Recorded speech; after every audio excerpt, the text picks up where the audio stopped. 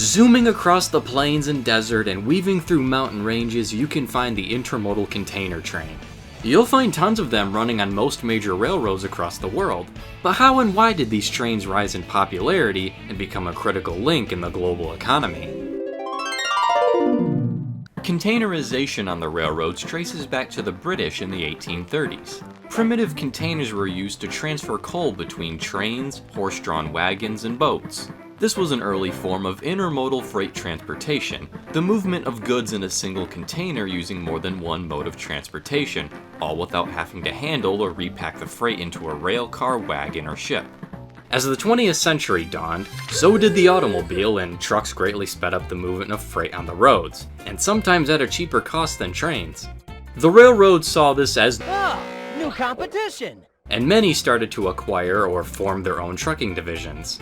In the 1920s, the Railway Clearinghouse in the United Kingdom developed a standardized container system to move freight from a train to a truck, or lorry, depending on how British you're feeling. They were loaded into open wagons and later conflats, transporting anything from furniture to bicycles, pianos, plants, machinery, and perishables within insulated containers.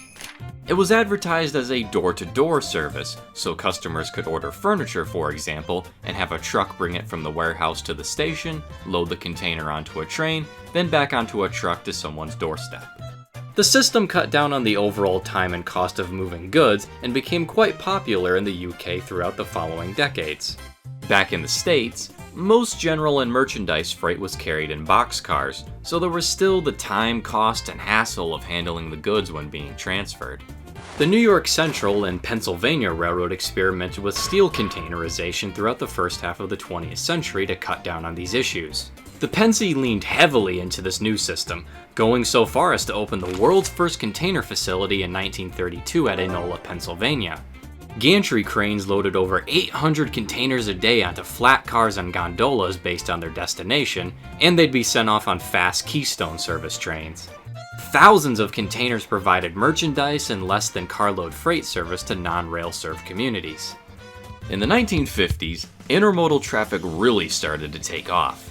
In the Great White Mountainous north of Alaska and British Columbia, the White Pass and Yukon Railway had to contend with much of their freight originating and being destined for places beyond the reach of the railroad, so ships were employed to complete the journey. In 1955, the Clifford J. Rogers was launched as the first purpose-built container ship. The railway built small steel containers to transport freight, and they were transferred from trains to trucks and ships alike, establishing one of the first modern intermodal systems. Now I'd like you to meet Malcolm McLean, known today as the father of containerization. He got his start by founding his own McLean trucking company, going on to create shipping company Sealand in 1956.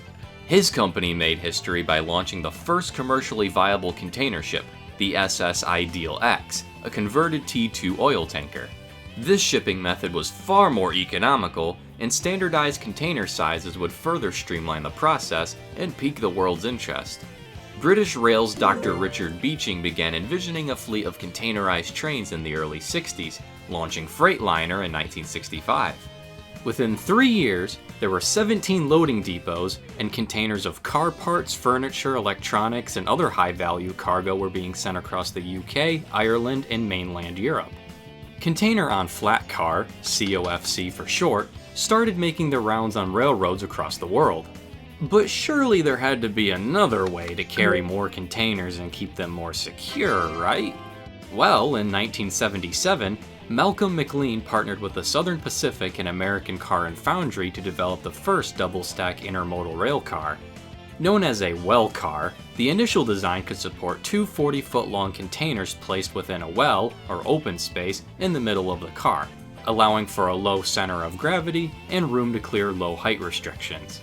The prototype was a success, providing a smooth and stable ride, and thus a 5-car articulated variant rolled out in 1981. Following up in 1984, container shipping company American President Lines partnered with the Union Pacific Railroad to launch the first all-double-stack train in the world, running from Los Angeles, California to South Kearny, New Jersey via the Chicago and Northwestern and Conrail. Its success made double stacks the new trend for America's Class I railroads throughout the 80s and 90s. Hotshot intermodal trains became the highest priority on the system, racing across the country with high-value goods and perishables. Intermodal was the way of the future as well car and flat car design improved to fit larger containers and provide more stability. Its flexible, cost-effective, and efficient nature made it the standard way of shipping almost anything and everything anywhere you wanted it. Around the world, railways began taking interest in container trains that could be more easily exchanged on a global scale.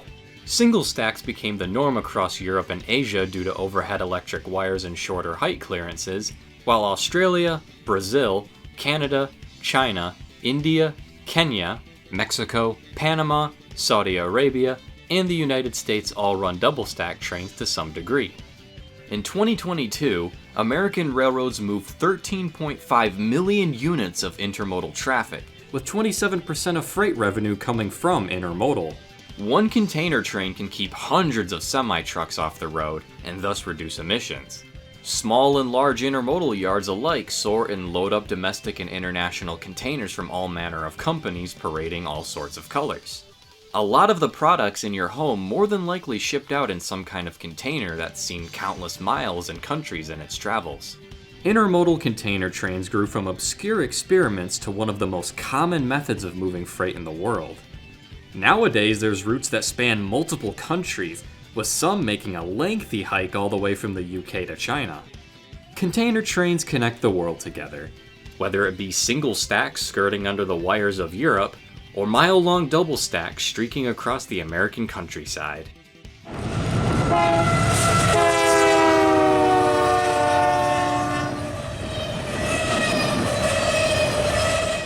Thank you to my channel members. Special thanks to Tommy Rosini, Grand Canyon Studios, Evans Railfan Productions, The Oklahoma Hot Rail, Amtrak Fan 19, Gojira's Trains, Dawson Seward, Aaron Forestry YT, Axel Proto, and the Winnipeg Railfan for subscribing to the conductor tier. Your extra support always goes a long way in helping me.